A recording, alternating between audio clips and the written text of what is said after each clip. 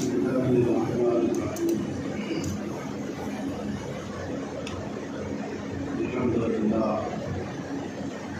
لله نحمده ونستعينه ونستغفره ونؤمن به ونتوكل عليه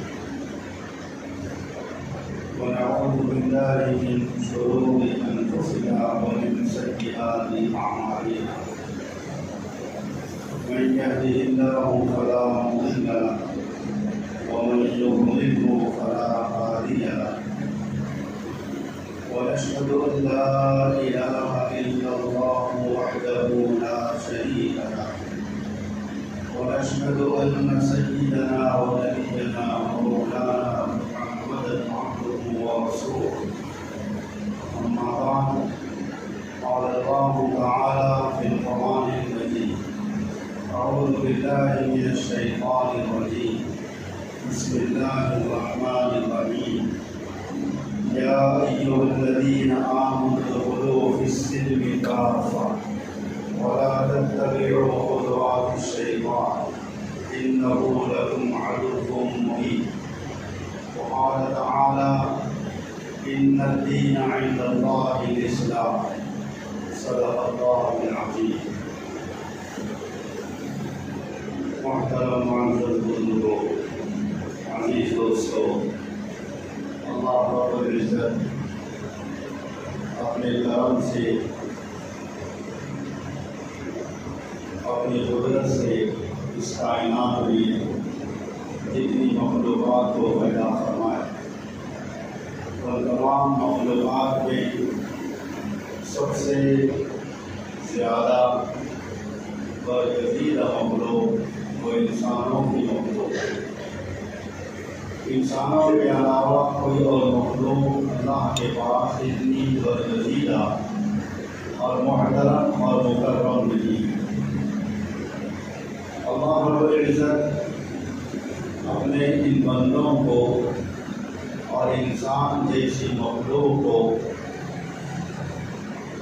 برگزیدہ بنائے، محترم بنائے اور ان کے مکرم ہونے کو اور ان کے محترم ہونے کو باقی رکھنے کے لیے اللہ رب العزت اس دنیا میں ان بندوں کے درمیان میں سوالات انبیاء علیہ السلام کو ایک بعد دیگر بھیجتے رہے۔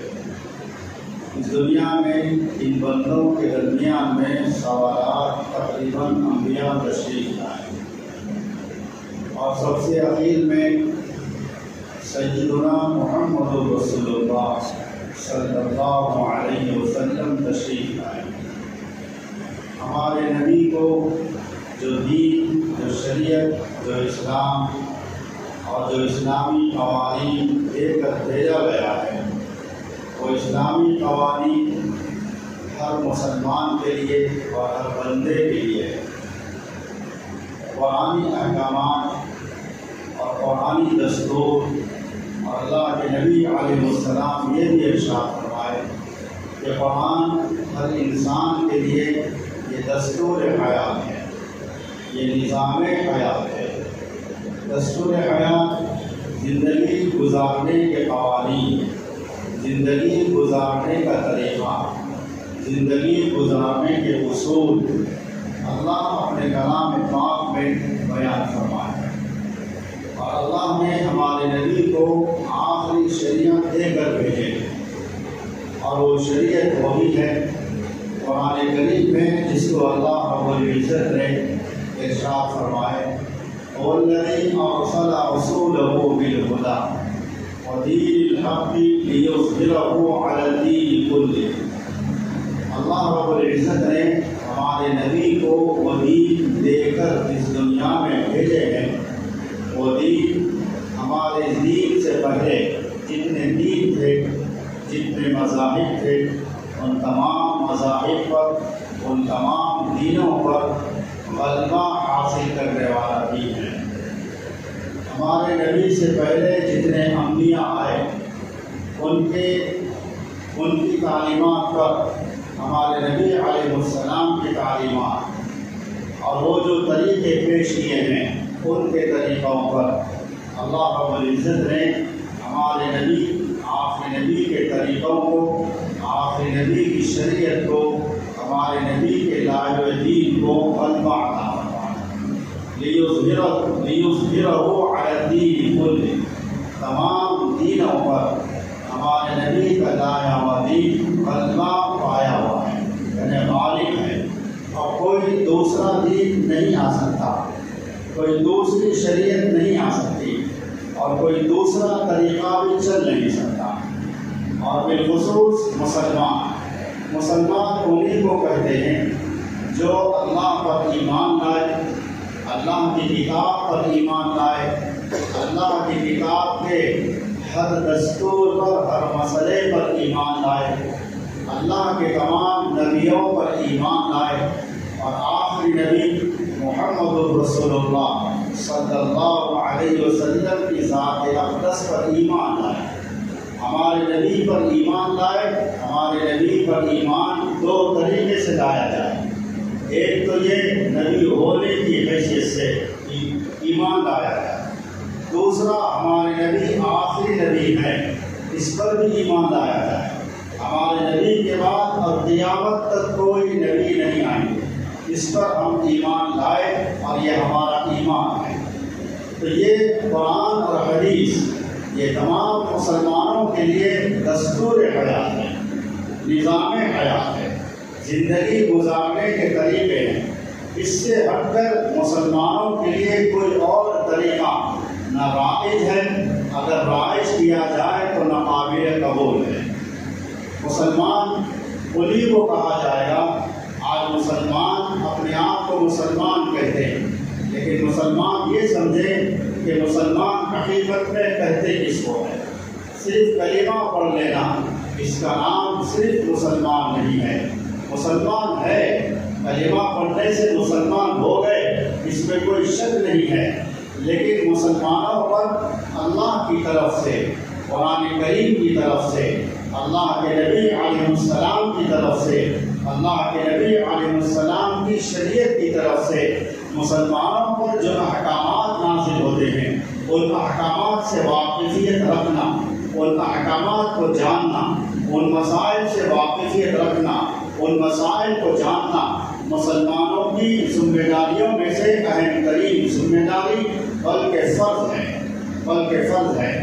آج یہ موضوع اس لیے ہے، آج کا موضوع تو ایک اور موضوع تھا، لیکن اس سے زیادہ اہم ترین موضوع یہ ہے، وہ یہ ہے کہ آج پورے ہندوستان میں ایک وبا، جس کو وبا کہا جائے، ایک آواز اٹھی ہوئی ہے، ایک آواز چل رہی ہے یکساں سول کوڈ کے عنوان سے، یکساں یونیفارم کے عنوان سے۔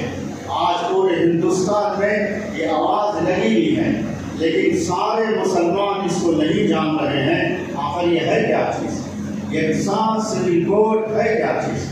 آج حکومت پورے ہندوستان میں یکساں سول کوڈ نافذ کرنے کا ارادہ نہیں، بلکہ نافذ کرنے کا فیصلہ کر چکی ہے۔ یکساں سول کوڈ کہتے کس کو ہے، اور یکساں سول کوڈ کے بارے میں مسلمانوں کے پاس کیا چیز ہے، اور مسلمان کس کو اپنائیں، مسلمان کون سی چیزوں کی تعلیم حاصل کریں۔ آج ایک بہت بڑا امتحان ہے، ابتدا سے تقریباً ہر زمانے میں مسلمان آزمائشوں کے مراحل سے گزرتے ہوئے آ رہا ہے، امتحانات کے مراحل سے گزرتے ہوئے آ رہا ہے، اور بالخصوص آزمائشیں حکومت کی طرف سے، آزمائشیں اپنے وقت کی موجودہ حکومت کی طرف سے، وہ حکومتیں سنجیدہ ذہن کی رہی ہوں یا وہ حکومتیں فرقہ پرست رہی ہوں، وہ حکومتیں اپنے زور اپنی طاقت کی بنیاد پر، اپنے زور اپنے طاقت کی بنیاد پر اپنے مسائل کو آج اپنے ملک میں نافذ کرنا چاہتی ہے۔ یہ ان کے منصوبے آج کے نہیں ہیں، ان کے منصوبے برسائے برس پہلے کے ہیں، ان کے منصوبے آج کے بنے بنائے ہوئے نہیں ہیں، ان کے یہ منصوبے پہلے سے ہی تیار کردہ ہیں۔ تو البرس میں آپ حضرات کو یہ سنانا چاہتا ہوں، آپ حضرات کے علم میں یہ بات لانا چاہتا ہوں۔ آج علماء کی ذمہ داری ہے، مساجد کے خطباء کی ذمہ داری ہے موجودہ زمانے کے اپنے اپنے علاقوں، شہروں، اضلاعوں، دیہاتوں، ملک کے علماء کی ذمہ داری ہے. ان کے کندھوں پر آج ان کے علم پر یہ ذمہ داری ہے. عوام کو اس سے آگاہ کیا جائے، عوام کو بتلایا جائے یکساں سول کوڈ کیا چیز ہے. یکساں سول کوڈ اگر اپناتے ہیں، یکساں سول کوڈ اگر لاگو کیا جاتا ہے تو اس کے مضر اور مہلک اثرات کیا ہوں گے، خاص طور پر مسلمانوں پر اس کے مہلک اثرات کیا مرتب ہوں گے، یہاں تک کہ ہمارے ایمان پر اثر پڑے گا. گویا کہ یہ کھلم کھلا موجودہ حکومت کی طرف سے مسلمانوں کے ایمان پر ڈاکا ہے. مسلمانوں کے ایمان کو چھیننا چاہتے ہیں. لیکن یاد رکھو، حلف بخدا، خدا کی قسم، وہ مسلمان اپنے ایمان پر ثابت قدم رہے گا. جو مسلمان تھوڑا بہت شدھ قرآن کریم کے مسائل سے واقفیت رکھتا ہو، شریعت کے مسائل سے واقفیت رکھتا ہو، تھوڑے بہت دینی مسائل سے واقفیت رکھتا ہو، وہ اپنے ایمان کی حفاظت کرے گا. اپنے ایمان پر ثابت قدم رہ کر موجودہ حکومت کی طرف سے یکساں سول کوڈ جو نافذ ہونے جا رہا ہے، نافذ ہونے کا فیصلہ ہو چکا ہے، نافذ ہو کر رہے گا. اور یہ بھی عرض کر رہا ہوں میں یہ بھی عرض کر رہا ہوں، حالانکہ یہ کوئی نئی بات نہیں ہے، اس لیے کہ 1963 میں 1963 میں یہ قانون نافذ ہونے والا تھا. اس زمانے میں حکومت جس کو ہم سیکولر کہتے ہوئے آئے، اور آج بھی ہم جس کو سیکولر کہہ رہے ہیں، آپ تاریخ اٹھا کر دیکھیے 1963 میں حکومت کس کی تھی؟ آج برس سے وہ حکومت اوندھے پڑی ہوئی ہے، سب اٹھا کر نہیں دیکھ سکتی. لیکن آج کرناٹک میں ایک صوبے میں کامیابی ملی ہے، لیکن وہ یہ سمجھ رہی ہے ایک جگہ کی کامیابی کو لے کر یوں سمجھ رہی ہے ہم ہندوستان کے بادشاہ بن گئے ہیں، ہم ہندوستان کے حکمراں بن گئے ہیں. اللہ نے تم کو جو زمین چٹائے ہیں، کیوں چٹائے؟ زمین پر اللہ تم کو اوندھا ڈال دیے، کیوں ڈالے؟ آج میں وہ تاریخ نہیں سنا سکتا، وقت بہت درکار ہے. بہت ان کی تاریخ میرے سینے میں، دل دماغ میں محفوظ ہے. ایک جذباتی انداز میں لوگوں کو سنا کر میں ایک جذباتی بنا سکتا ہوں، لیکن آج جمعہ کے موقع پر یہ مختصر وقت میں ان ساری تاریخ کو نہیں، تاریخ کا ایک شعبہ بھی نہیں سنا سکتا. اتنا یہ کہوں گا، تم بٹکے گئے، تم زمین چاٹے گئے، تم زمین پر اوندے گرے نہیں، اللہ گرائے.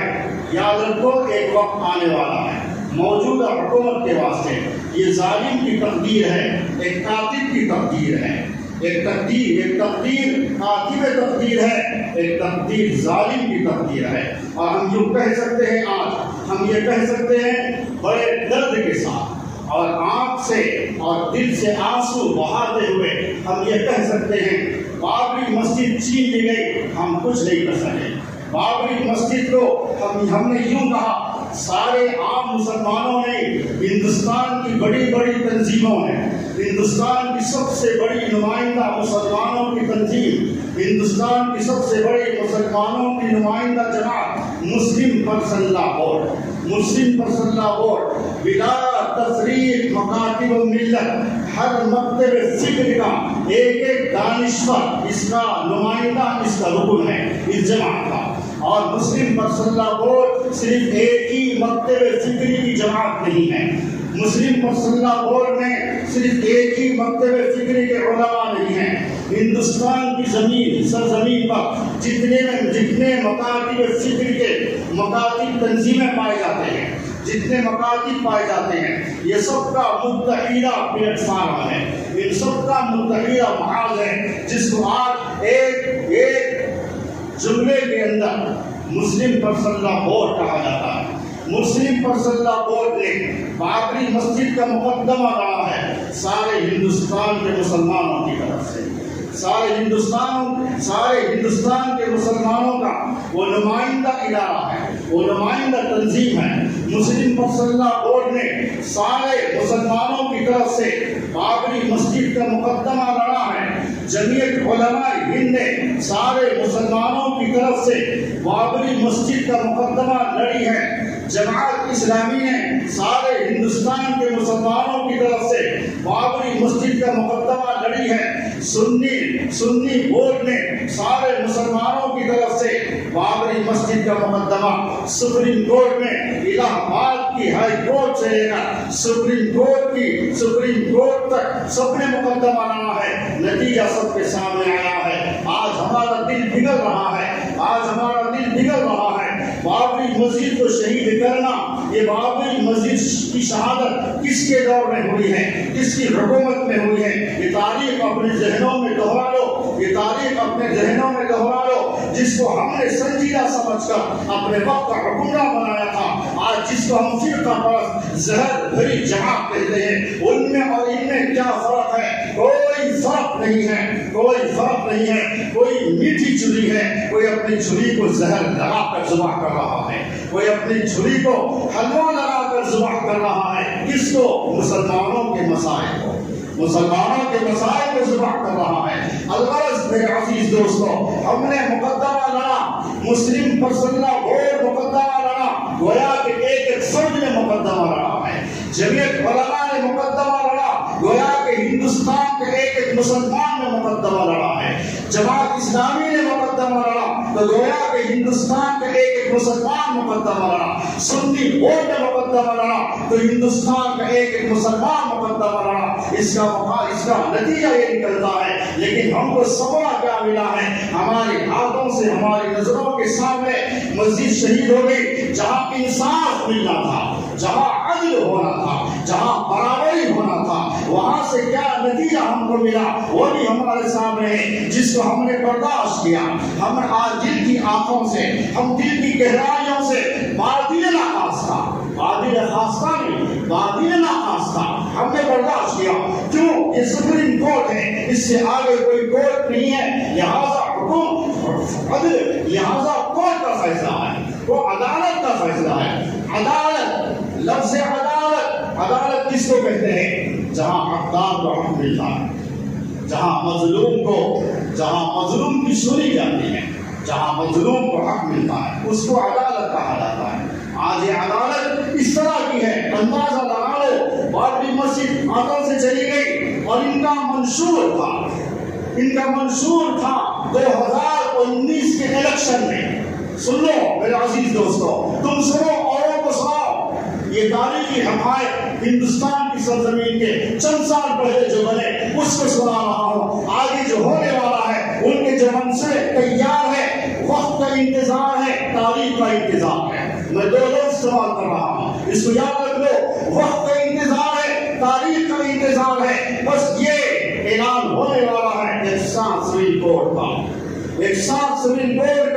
اعلان ہونے والا ہے، فیصلے ہو چکے ہیں سپریم کورٹ سے لے کر ایوان حکومت کی کرسیوں تک، سپریم کورٹ سے لے کر ایوان حکومت کی کرسیوں تک یہ فیصلہ ہو چکا ہے۔ نہ کوئی حکومت مداخلت کر سکتی ہے، نہ کوئی کورٹ روک سکتا ہے۔ ہماری صدائیں سدا بہار صدائیں ہماری کورٹ میں جا رہی ہیں۔ آج ایک ساتھ سپریم کورٹ کی مخالفت میں، ایک ساتھ سپریم کورٹ کے خلاف میں آج احتجاجی طور پر مسلم پرسنل لا بورڈ کی طرف سے احتجاجی تحریر پہنچ چکی ہے، جمعیت علماء کی طرف سے احتجاجی تحریر پہنچ چکی ہے کہ ہندوستان کی سرزمین پر ایک ساتھ سپریم کورٹ نافذ نہ کیا جائے، ایک ساتھ سپریم کورٹ کے ہم مسلمان مخالف ہیں، اور مسلمانوں کے ساتھ ساتھ اور جتنے طبقات، برادریاں، مذاہب والے ہیں وہ بھی اس کے مخالف ہیں۔ لہذا حکومت سے نہیں، لا کمیشن کے پاس آج ہماری تحریریں، احتجاجی تحریریں پہنچ رہی ہیں کہ ایک ساتھ سپریم کورٹ نافذ نہ کیا جائے۔ مسلم پرسنل لا بورڈ کی طرف سے پہنچ چکی ہے، جمعیت علماء کی طرف سے پہنچ چکی ہے، جماعت اسلامی کی طرف سے پہنچ چکی ہے، اور جتنی نمائندہ بڑی ہندوستان کی تنظیمیں جماعتیں ہیں ان سب کی طرف سے لا کمیشن کو تحریریں پہنچ چکی ہیں۔ لا کمیشن کی طرف سے اعلان ہے ایک ساتھ سپریم کورٹ نافذ ہونے میں اگر کسی کو کوئی اختلاف ہے تو ہندوستان کا ہر رہنے والا وہ احتجاجی طور پر اپنی رائے پیش کرے۔ لا کمیشن کا اعلان ہے، تو لا کمیشن کے اعلان کے مطابق میرے بھائی میری بات سمجھ میں آ رہی؟ یکساں سپریم کورٹ کس کو کہتے ہیں وہ ابھی آگے چل کے بولوں گا۔ اگر ایک 5-10 منٹ زیادہ ہو رہے ہیں تو اللہ کے واسطے برداشت کرے سنیں، میں اس کے پہلے کی ابتدائی باتیں بتا رہا ہوں۔ یکساں سپریم کورٹ کیا بلا ہے، کتنی بڑی بلا ہے، اور جو ایمان سے ٹکرا رہی ہے، ایمان سے اس کو سنانا چاہتا ہوں۔ آج بہت سے ہمارے مسلمان بھائیوں کو نہیں معلوم یکساں سپریم کورٹ نہیں معلوم، یکساں سپریم کورٹ نہیں معلوم، ٹھیک ہے نہیں معلوم، لیکن آپ حضرات کے واٹس ایپ پہ کوئی کلپ آیا ہے یا نہیں آیا ہے؟ اپنے اپنے مسجد کے علماء سے، خطیبوں سے، اماموں سے دریافت کر لو، وہ کلپ اپنے اندر لے لو اور لے کر لا کمیشن کو ایک میسج بھیجو مسلم پر۔ یکساں سپریم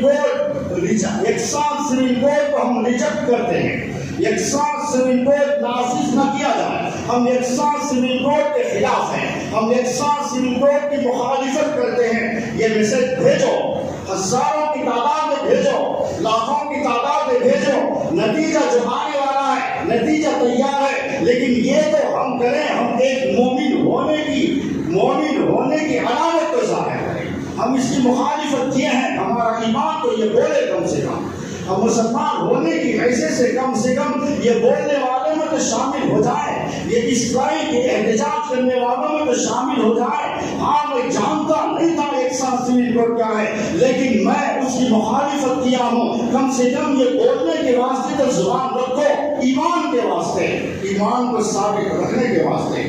تو میرے عزیز دوستو، اور سمجھ میں آ رہی ہے یکساں سپریم کورٹ کی؟ میں سمجھانا چاہتا ہوں 1963 میں آواز اٹھائی گئی تھی، جس حکومت کو ہم سنجیدہ حکومت کہتے تھے، لیکن اس کو چاروں طرف سے علماء نے اور ہندوستان کی بڑی بڑی تنظیموں نے اس کو پورے زور کے ساتھ، قوت کے ساتھ، شدت کے ساتھ روک دیا، اور رکی بھی رہی۔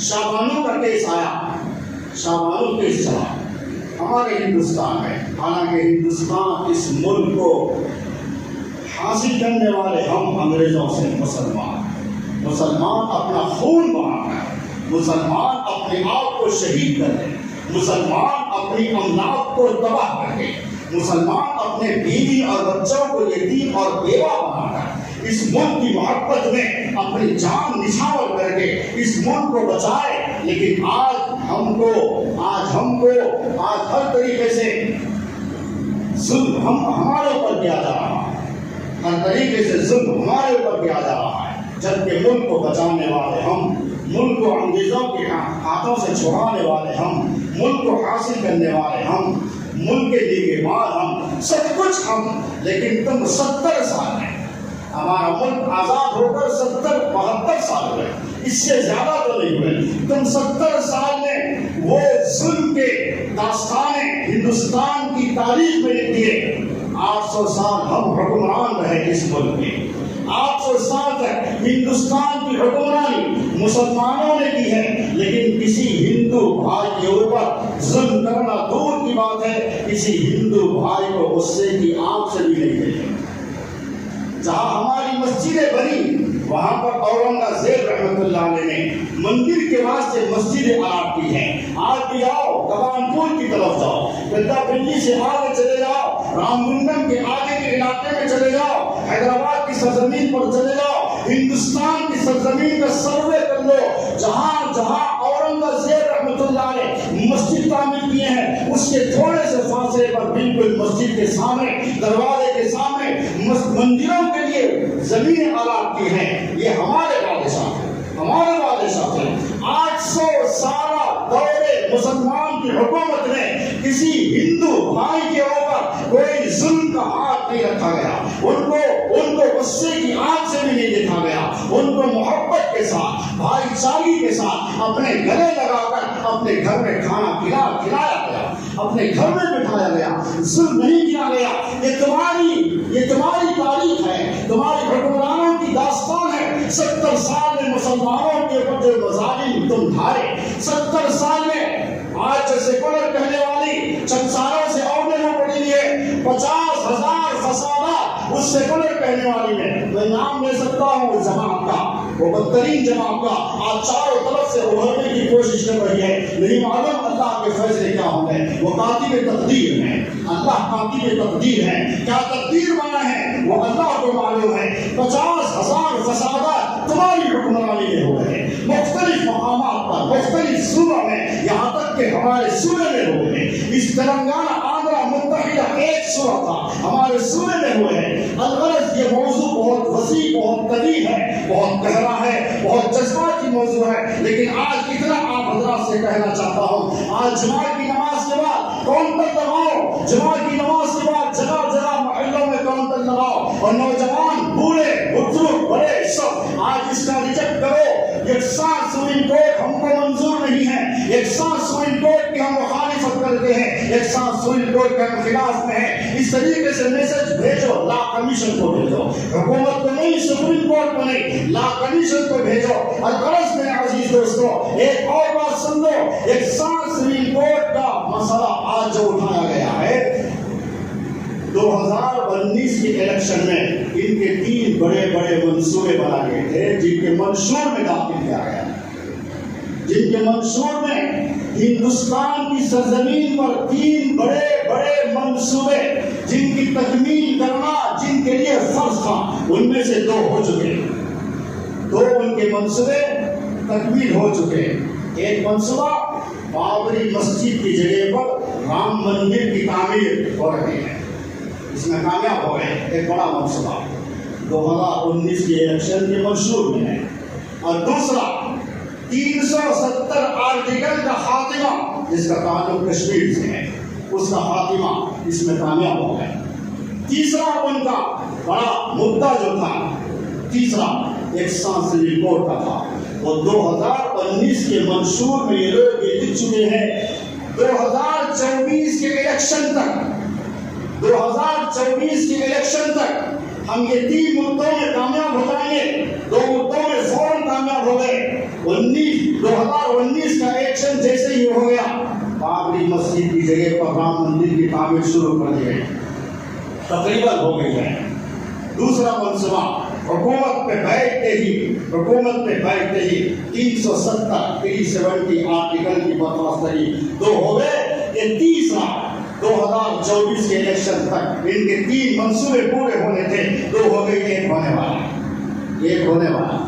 لکھنے والوں نے یہ لکھا ہے، جیسا کہ میں نے ابھی عرض کیا، سپریم کورٹ سے لے کر ایوان حکومت کی کرسیوں تک، سپریم کورٹ کے تمام بینچوں سے لے کر اس سے 3 ججوں کا بینچ ہو، 5 ججوں کا بینچ ہو، 7 رکنی ججوں کا بینچ ہو، ہر بینچ پر یہ کامیاب ہوتے ہوئے آ گیا. ان کا یہ ایجنڈا آج ہماری صدائیں، آج ہماری پکار، آج ہماری القاب، آج ہمارا چیخنا، آج ہمارے کورٹوں کے اندر درخواستوں کو داخل کرنا، درخواستیں داخل ہو گئی، یہ ہمارے فارمیلٹیز ہیں، ضابطے کی تکمیل ہے.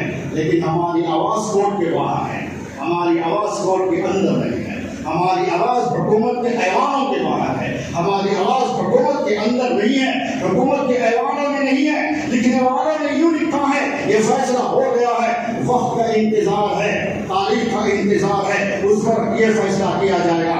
لیکن عزیز دوستو ابھی تھوڑے دن پہلے، بلکہ کوئی 2019 کے الیکشن کے بعد ان کی طرف سے جو قانون بنایا گیا، ایک عورت بغیر محرم کے حج کو جا سکتی ہے، ان کا بل پاس ہو گیا. کیا کر لیے ہم کیا کر لیے؟ اتنا کرے احتجاجی جلسے کرے، چیخے چلائے للکارے پکارے حکومتوں کے باہر، حکومتوں کو اور سپریم کورٹ میں اپنے علاقوں کی عدالتوں میں درخواستیں دی ہے. یہ ہماری شریعت کے خلاف ہے، ہماری شریعت کے خلاف ہے. کوئی عورت بغیر محرم کے سفر نہیں کر سکتی، یہ شریعت کی تعلیم ہے، ہمارا قرآن کا قاعدہ ہے، نبی علیہ السلام کی تعلیم ہے. اور طلاق ثلاثہ، 3 طلاق شریعت میں اللہ نے بندے کو، مرد کو اختیار دیے 3 طلاق. اگر کسی کی بیوی بدچلن ہے، کسی کی بیوی بدکار ہے، کسی کی بیوی حد سے زیادہ نافرمانی کر رہی ہے تو شریعت کی ایک شک ہے علیحدہ ہو جانے کی، عورت کو علیحدہ کرنے کی، وہ ہے طلاق، 3 طلاق وہ ہے۔ لیکن حکومت نے قانون بنایا ہے اگر کوئی بد طلاق دینا چاہتا ہے وہ اپنی بیوی کو راضی کرے، اپنی بیوی کی رضامندی سے طلاق دے، ہے کوئی بیوی راضی ہونے والی طلاق کے اوپر۔ اور دوسری چیز، کوئی بد طلاق دینا چاہتا ہے وہ اگر طلاق دے دے تو اس کی طلاق کو جب تک کوئی قبول نہ کرے اس وقت تک اس کی بیوی پر طلاق نہیں پڑے گی۔ یہ ہماری شریعت میں ملاحظہ ہے۔ آج بھی یکساں سول کوڈ کے اندر یہ مسائل ہیں اور آسانی سے سمجھنے کے واسطے یکساں سول کوڈ کس کو کہتے ہیں؟ یکساں سول کوڈ کا مطلب یہ ہے ہمارے ہندوستان کے خطے میں جہاں جو لوگ جتنے بسے ہوئے ہیں وہ کسی بھی مذہب سے تعلق رکھتے ہو، لیکن حکومت جو قانون بنائے گی اسی قانون کے تحت سارے مذاہب والوں کو چلنا پڑے گا، اس میں سے صرف چند چیزوں کی استثناء کر دی گئی ہے۔ پوجا اپنی طریقے سے کر لو، ہم اس میں رکاوٹ نہیں ڈالیں گے۔ نماز اپنی طریقے سے پڑھ لو، اس میں رکاوٹ نہیں ڈالیں گے۔ نکاح اپنی طریقے سے کر لو، اس میں رکاوٹ نہیں ڈالیں گے۔ لیکن اس کے علاوہ طلاق کا مسئلہ ہے، جب تک کورٹ قبول نہیں کرے گی اس سے پہلے تک وہ مرد کی طلاق قابل قبول نہیں ہے۔ جب کورٹ قبول کرے گی تو قابل قبول ہوگی۔ یہ ہماری شریعت میں ملاحظہ ہے۔ میں موٹا مسئلہ آسانی سے سمجھا ہوں اور اس سے آسان مسئلہ سمجھیا میں اس سے پہلے تقریباً جمعہ کے اندر میں آپ حضرات کو ترغیب دلایا میراث میں بہنوں کا حصہ ہے، میراث میں ترکے میں بہنوں کا حصہ ہے۔ بھائی کے لیے ڈبل ہے، لڑکی کے لیے سنگل ہے، لڑکی کے لیے۔ لیکن اب جو قانون بن رہا ہے یکساں سول کوڈ کا، اس میں لڑکی اور لڑکے کو دونوں کو برابر دے دیا جائے، لڑکی کو 1 حصہ، لڑکے کو 2 حصہ۔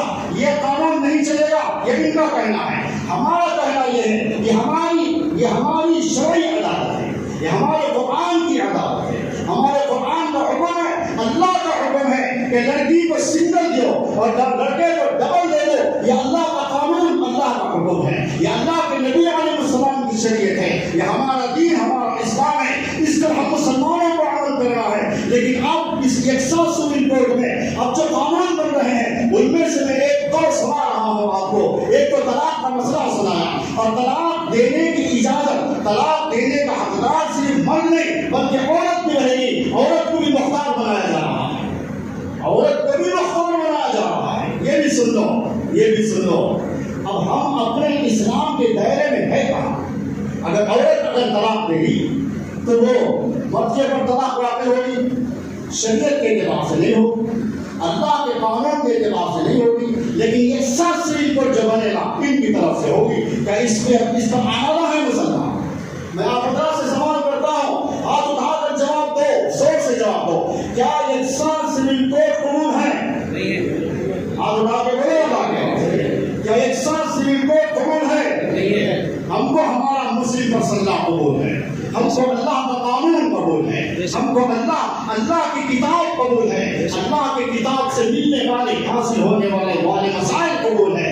اب بہت سی عورتیں بغیر محرم کے حج کا سفر کر رہی ہے، شریعت کی خلاف ورزی کر رہی ہے۔ بہت سے مرد آج طلاق نہیں دے رہے، کیوں نہیں دے رہے؟ طلاق دینے کی نوبت آ گئی، لیکن خلا دے، بچی کو بولو خلا دے دو، ارے تم طلاق دے، تم چھوڑنا چاہنا نا، تم طلاق دے، نہیں، کیوں نہیں دیتے؟ ڈنڈے پڑتے حکومت کے ڈنڈے پڑتے، اس لیے کہ آج کوئی مرد طلاق دے گا، یہ قانون نافذ ہو گئے حکومت کی طرف سے، اور اس کی سب میں سب سے پہلا ہندوستانی آیا ہے، سب سے پہلا یو پی کا ایک مرد آیا، یہ اس قانون کے نافذ ہونے کے تھوڑے دن کے بعد آیا، اور اس کو جیل کی سزا ملے گی، وہ جیل میں رہے گا اور اپنے بیوی بچوں کو نفقہ بھی دیتا رہے گا۔ جب وہ جیل میں ہے تو بیوی بچوں کو نفقہ کہاں سے لا کر دے گا؟ اگر وہ صاحب استطاعت ہے، پراپرٹی والا ہے، بینک والے سے رعایت نہیں دے سکتا۔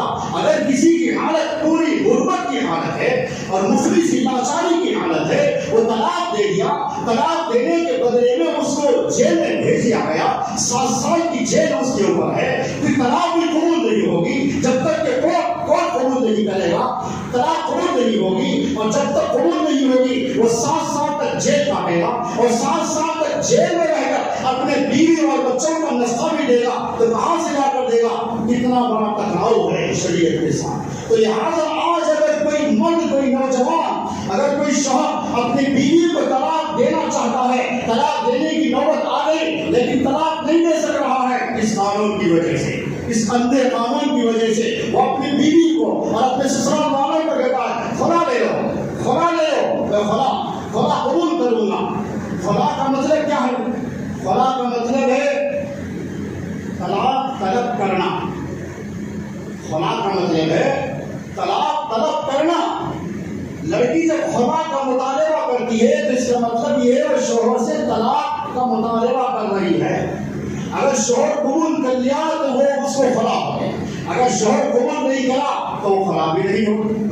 کتنی خرابیاں لازم ہیں۔ بیٹی اور بیٹا ان دونوں میں اللہ رب العزت نے تقسیم کو اپنی طرف سے قرار دیا۔ یہ دنیا کا بنایا ہوا قانون نہیں ہے، یہاں تک کہ یہ تقسیم کا قانون ہمارے نبی بھی نہیں فرمائے، تقسیم کا قانون اللہ بنائے۔ چوتھے پارے میں ایک مکمل ایک رکوع ہے، آپ رکوع کو پڑھیے، اس میں بیٹیوں کے، بیٹوں کے، پوتروں کے اور پھر اللہ کی اخیافی یہ سب ہے، اللہ کی بھی ہے، اخیافی بھی ہے، اللہ کی بیٹے، اللہ کی بیٹیاں، اخیافی بیٹے، اخیافی بیٹیاں، ان کے لیے کیا حصہ ملے گا، یہ بھی اس کے اندر ہے۔ میرے عزیز دوستو، قرآن کریم ہر مسئلے کو، تقسیم کے میراث کے مسئلے کو کھول کر بیان کیا ہے، لیکن آج حکومت یہ کہتی ہے یکساں سول کوڈ نافذ کیا جائے گا۔ لہذا ہندوستان کے مسلمانوں میں ایک تشویش ہے۔ آج تقریباً بڑی تنظیمیں، بڑی نمائندہ جماعتیں احتجاجی تحریریں لا کمیشن کو پہنچا چکی ہے۔ لہذا ہر مسلمان کا، ہر بزرگ کا، ہر نوجوان کا، ہر فرد کا یہ فرض بنتا ہے کہ آپ لا کمیشن کو یہ میسج بھیجیے کہ ہم کو یکساں سول کوڈ منظور نہیں ہے، ہم یکساں سول کوڈ کی مخالفت کرتے ہیں، ہم یکساں سول کوڈ کا ریجیکٹ کرتے ہیں۔ یہ میسج بھیجیے ہزاروں کی تعداد میں، بھیجنا تو ہمارا کام ہے، اور کاتب تقدیر اللہ ہے۔ اور ہمارے ذہن میں کیا بات ہے؟ ہمارے ذہن میں بھائی اللہ کا گھر کھایا گیا، لیکن یہ ظالم سینہ پھلا کے، کالر چڑھا کے، ہنگامہ کرتے ہوئے اور زور و شور سے ہنگامہ مچاتے ہوئے خوشیوں کی ریالیاں نکالی۔ مسلمانوں کی ایک طرف آنکھ سے آنسو بہ رہے تھے، ادھر خوشیاں منائے گئے، خوشیوں کے منڈپ سجائے گئے، خوشیوں کا اسٹیج سجایا گیا، بابری مسجد کو شہید کر کے۔ ہمارے دل میں یہ بات آئی، اللہ کب آپ فیصلہ کریں گے؟ آپ دشمنوں کو کب دیکھیں گے؟ یہ دشمن تو ہمارا نہیں ہے، یہ دشمن تو براہ راست آپ کے گھر کا دشمن بنا۔ اے اللہ کب کریں گے آپ؟ یہ کاتب تقدیر ہے۔ اللہ کاتب تقدیر کی طرف سے ظالم تقدیر کو کب تک چھوٹ ہے وہ کاتب تقدیر ہی جانتے ہیں۔ ہمارے قرآن کے مسئلے سے ٹکرا ہے، 3 طلاق ثلاثہ کے مسئلے سے ٹکرا ہے۔ طلاق ثلاثہ کے خلاف آپ اپنا آرڈر جاری کر دیے، ہماری شریعت سے ٹکرا ہے۔ ہمارا دل اللہ کی طرف متوجہ ہوا، اے اللہ آپ کی طرف ہمارا دل متوجہ ہوا۔ ہم کو جو کارروائی کرنا تھا، ہماری کارروائی صرف عدالتوں پر دستک دینا تھا، عدالتوں میں مقدمات کرنا تھا۔ اے اللہ ہم عدالتوں میں مقدمات کر لیے، بابری مسجد کا مقدمہ کر لیے، ریپیٹیشن داخل کرے، پورا فیصلہ ہونے کے بعد ریپیٹیشن داخل کرے، کامیابی نہیں ملی، کہنے والے ججوں نے یوں کہا ضابطے کی تکمیل کے واسطے ڈال دو، ہمارے اللہ والے نے علماء نے یوں کہا، وہ بھی کسر باقی نہیں رکھیں گے۔ فیصلہ آ گیا، لیکن فیصلہ آنے کے بعد پھر بھی ایک شرط ہوتی ہے ریپیٹیشن ڈالنے کی، وہ تک ڈال دیے تاکہ قیامت کے دن اللہ یہ سوال نہ کرے جس کی ایک شرط باقی تھی، وہ شرط کو باقی کیوں رکھ کے آئے، لہٰذا اس کو پورا کیوں نہ کرے، اس کو پورا کر دیا گیا ریپیٹیشن داخل کر کے، لیکن بابری مسجد ہاتھ نہیں آئی۔ طلاق ثلاثہ کے خلاف، قرآن کے خلاف، حدیث کے خلاف، شریعت کے خلاف تمہیں قانون بنائے، لیکن آج ہم دیکھ رہے ہیں وہ قانون بنانے والے اپنے سیٹوں پر بیٹھ کر ہیں، آج اپنی سیٹوں پر خوشیاں منا رہے ہیں، لیکن آپ کی طرف سے اے اللہ ابھی ان کو دیکھا نہیں گیا، آپ ابھی نہیں دیکھ لیے، اب مسئلہ آ گیا ایک سنسری کورٹ کا۔ اے اللہ ایک مسئلہ وہ بھی آیا تھا، ایک عورت، ایک جوان لڑکی اپنے محرم کے بغیر سفر کر سکتی ہے، ہماری شریعت سے ٹکرائے، آج ان کا وہ بھی فیصلہ عدالتوں کے ذریعے سے ہو گیا، ہم دیکھتے رہے لیکن ہم دیکھتے نہیں رہے، ہم عدالتوں سے ٹکرائے، عدالتوں کے دروازے پر کھٹکھٹائے، اس کے بعد ہم کو مایوسی ہو گئی، ہم مقدمات میں کامیاب نہیں ہوئے، پھر ہم آپ کی طرف متوجہ ہیں۔ یاد رکھو آنے والا ہے ایک وقت، آنے والا ہے، اللہ دکھا دیں گے دنیا والوں کو، اللہ دکھا دیں گے مسلمانوں کو۔ میرے عزیز دوستو، اگر خدا نہ خواستہ ایک ساتھ سے رپورٹ نافذ بھی اگر ہو جائے، ہم کو ہمارے اللہ کا کلام چھوڑنا نہیں ہے، ہم کو ہمارے نبی کی شریعت چھوڑنا نہیں ہے، ان کی عدالتیں اپنی جگہ، ان کا ایک ساتھ سے رپورٹ اپنی جگہ، ہمارا مسلم پر صلاح ایک جگہ، مسلم پر صلاح یعنی ہمارے قرآن حدیث سے ملنے والے مسائل، اس کو مسلم پر صلاح کہا جاتا ہے۔ اس پر ہم سب عمل کریں گے، اس پر عمل کرنے کے لیے ثابت قدم رہیں گے ضرور۔ اللہ سے دعا ہے اللہ ایک سانس رپورٹ کو بحال کرے، اللہ ایک سانس رپورٹ کو نافذ کرنے سے بچائے، سارے ملک کے مسلمانوں کو قرآن حدیث کے احکامات پر، اللہ کے نبی علیہ السلام کی شریعت پر عمل کرنے کی توفیق نصیب فرمائے۔ وآخر دعوانا الحمدللہ رب العالمین۔